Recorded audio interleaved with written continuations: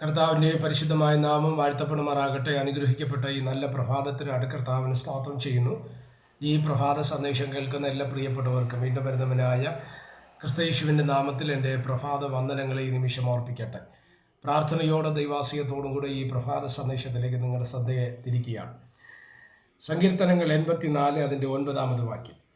ഞങ്ങളുടെ പരിചയമായ ദൈവമേ നോക്കണമേ, നിന്റെ അഭിഷക്തൻ്റെ മുഖത്തെ കടാക്ഷിക്കണമേ. ഈ വാക്യങ്ങൾക്കാട്ട് ദൈവത്തിന് സ്തോത്രം ചെയ്യുന്നു. നമ്മുടെ ദൈവം ആരാണ്? അവൻ കടാക്ഷങ്ങളുടെ ദൈവമാണ്. എന്താണ് ഈ കടാക്ഷം കാണിക്കുക, കരുണ കാണിക്കുകയെന്നോ ദയ കാണിക്കുകയെന്നോ സ്തോത്രം, ഇല്ലെങ്കിൽ നമ്മോടുള്ള സഹതാപമെന്നോ എന്നൊക്കെ ഈ വാക്കിന് അർത്ഥമുണ്ട്.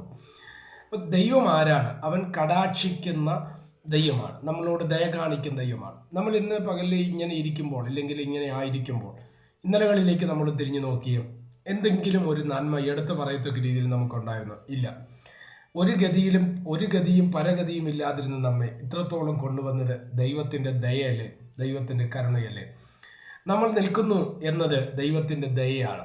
നമ്മുടെ ബലമല്ല, നമ്മുടെ ശക്തിയല്ല, നമ്മുടെ കഴിവല്ല, നമ്മുടെ മിടുക്കല്ല, നമ്മുടെ വിദ്യാഭ്യാസമല്ല, നമ്മുടെ ആരോഗ്യമല്ല. ദൈവം നമ്മളെ നിർത്തിയത് കൊണ്ടാണ് നമ്മൾ നിൽക്കുന്നത്. അതുകൊണ്ട് നമ്മൾ സാധാരണഗതിയിൽ പറയുന്നുണ്ട്, അതിൽ പാടുന്ന ഒരു പാട്ടും കൂടെയാണ്, നിർത്തിയതാണ് നിന്നതല്ല ഞാനും എന്ന് പറയുന്നത് അല്ലേ. അപ്പോൾ ദൈവം നമ്മളെ നിർത്തിയത് കൊണ്ടാണ് സ്തോത്രം നമ്മൾ ഇന്ന് പകലും ആയുസ്സോടെ, ആരോഗ്യത്തോടെ, ബലത്തോടെ, ദൈവകൃപയിൽ ആശ്രയിച്ച് നമ്മളായിരിക്കുന്നതിൻ്റെ കാരണം ദൈവത്തിന് നമ്മളോട് തോന്നിയ ദയയാണ്, അവൻ്റെ കരുണയാണ്. ഇസ്രായേൽ ജനത്തെക്കുറിച്ച് ആവർത്തന പുസ്തകം പറയുന്നൊരു വാക്ക് ഇങ്ങനെയാണ്, സ്തോത്രം, നിങ്ങൾ വലിപ്പമുള്ളവരാകിക്കൊണ്ടല്ലേ ഞാൻ നിങ്ങളെ തിരഞ്ഞെടുത്തത്. സ്തോത്രം, നിങ്ങൾ ജാതികളിൽ വെച്ച് ഏറ്റവും ചെറിയവരല്ലോ ആയിരുന്നത്, പിന്നെ എന്തിനാണ് നിങ്ങളെ തിരഞ്ഞെടുത്തത്? നിങ്ങളെ എനിക്ക് ഏറ്റവും പ്രിയപ്പെട്ടവരായതുകൊണ്ടാണ് അവൻ ഇസ്രായേൽ ജനത്തെ തിരഞ്ഞെടുക്കുവാൻ തക്കവണ്ണം ഇടവന്നത്. എന്നെ ശ്രദ്ധിക്കുന്ന ദൈവമക്കളോട് ഞാൻ പറയും, ഈ വാക്യം അതല്ലേ പറയുന്നത്? ഞങ്ങളുടെ പരിചയമായ ദൈവമേ നോക്കണമേ, സ്തോത്രം, അഭിഷക്തൻ്റെ മുഖത്തെ കടാക്ഷിക്കണമേ. എന്താണ് ഈ അഭിഷക്തൻ എന്ന വാക്കുകൊണ്ട് അർത്ഥമാക്കുന്നത്? നമ്മൾ പലപ്പോഴും അഭിഷേകം എന്നൊരു വാക്കിനകത്ത് അഭിഷക്തൻ എന്നൊരു പ്രയോഗത്തെ നമ്മൾ ഒതുക്കാറുണ്ട്. ഒരിക്കലും അങ്ങനെ അല്ല. പരിശുദ്ധാത്മാവിനെ പ്രാപിച്ച് അന്യഭാഷ പറയുന്നത് കൊണ്ടോ, ഇല്ലെങ്കിൽ പ്രവചനം പറയുന്നത് കൊണ്ടോ, വെളിപ്പാട് പറയുന്നത് കൊണ്ടോ, ഇല്ലെങ്കിൽ ഏതെങ്കിലും തരത്തിലുള്ള കൃപാവര ശുശ്രൂഷകൾ നമ്മൾ കൈകാര്യം ചെയ്യുന്നത് കൊണ്ടോ നമ്മൾ അഭിഷക്തനാണോ എന്ന് നമ്മൾ ചിന്തിക്കേണ്ട ഒരു സബ്ജക്റ്റാണത്. അങ്ങനെയാണോ അത്?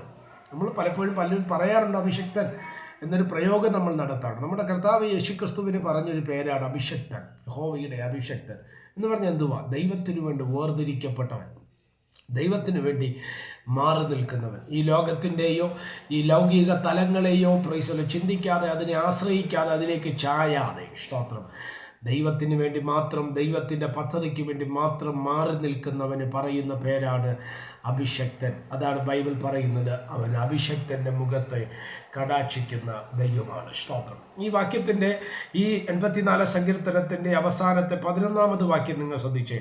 യഹോവയായ ദൈവം സൂര്യനും പരിചയമാകുന്നു, യഹോവ കൃപയും മഹത്വവും നൽകുന്നു, നേരോടെ നടക്കുന്നവർക്ക് അവൻ ഒരു നന്മയും മുടക്കുകയില്ല. ഇതാണ് അഭിഷക്തൻ. നേരോടെ നടക്കുന്നവനാണ് എന്തുവാ? അഭിഷക്തൻ എന്ന് പറയുന്നത്. സ്തോത്രം. അങ്ങനെയെങ്കിൽ എന്നെ ശ്രദ്ധിക്കുന്ന ദൈവമക്കളോട് ഞാൻ പറയാം, അഭിഷക്തൻ്റെ മുഖത്തെ കടാക്ഷിക്കുന്ന ദൈവമാണ്, ആദരിക്കുന്ന ദൈവമാണ് നമ്മുടെ ദൈവം. അതുകൊണ്ട് എന്നെ ശ്രദ്ധിക്കുന്ന ദൈവമക്കളോട് ഞാൻ പറയാം, ദൈവത്തിന് വേണ്ടി മാറി നിൽക്കാൻ, ഈ ലോകത്തിൻ്റെ കളങ്കങ്ങളോ പാപങ്ങളോ അശുദ്ധികളോ നമ്മളെ തൊടാതെ ദൈവപദ്ധതിക്കായിട്ട്, ദൈവഹിതത്തിനായിട്ട് നമ്മൾ മാറി നിൽക്കാൻ ഒരുക്കപ്പെട്ടാൽ നമ്മുടെ ജീവിതം ഏറ്റവും അനുഗ്രഹീതമാകുവാൻ തക്കവണ്ണം ഇടവരും. അതിനായിട്ട് കർത്താവ് നമ്മളെ സഹായിക്കട്ടെ. പ്രാർത്ഥിക്കാം. പരിശുദ്ധനായ ദൈവമേ, സ്വർഗീയ നല്ല പിതാവേ, അവിടുത്തെ സാന്നിധ്യത്തിന്, അവിടുത്തെ ശക്തിക്കായിട്ട് ഞങ്ങൾ നന്ദിയോടെ കർത്താവിന് സ്തോത്രം ചെയ്യുന്നു. അവിടെ ഞങ്ങളെ സഹായിച്ചാലും ബലപ്പെടുത്തിയാട്ട്, ശക്തീകരിച്ചാട്ട്, എല്ലാവിധ ആത്മീയ ഭൗതിക നന്മകൾ നൽകി ഞങ്ങളെ പരിപാലിക്കുന്ന ദൈവത്തിൻ്റെ വിശ്വസ്തതയ്ക്കായി സ്തോത്രം. ഈ സന്ദേശം അനേകർക്ക് അനുഗ്രഹവും ആശ്വാസവുമായി മാറുവാൻ സ്വർഗം ഇടവരുത്തും. എല്ലാ മഹത്വവും കർത്താവിന് യേശു ക്രിസ്തുവിൻ്റെ നാമത്തിൽ തന്നെ. ആമേൻ. എല്ലാവരെയും ദൈവം അനുഗ്രഹിക്കട്ടെ. God bless you.